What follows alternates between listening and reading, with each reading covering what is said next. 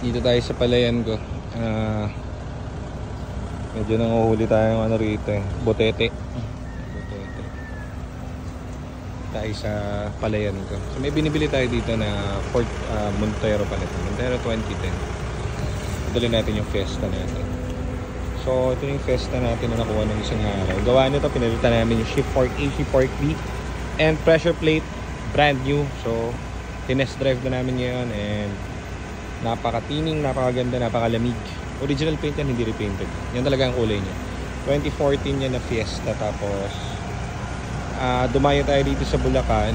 Tinitignan natin tong Montero. Kanina dapat nabibilin tayong air booster. Kaso lang hindi maganda yung naging condition niya kasi parang pinarts out na nung mekaniko ng may-ari. So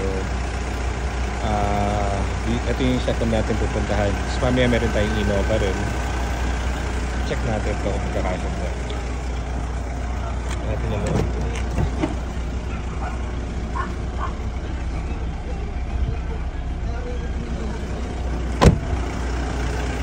So yan, medyo mag-aara pa, maganda. So mas maganda to kaysa sa isa nating Montero na nabenta nung nakaraan, nung last week yata.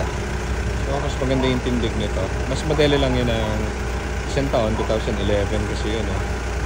So andun sila sir yan. May pagtawaran kay Nico. Eh humihingi tayo ng konting leeway dyan kasi pasok naman yung presyo nila. Okay naman yung pricing kaso lang ipapa-buffing pa kasi natin to and papa-change oil saka papa-PMS.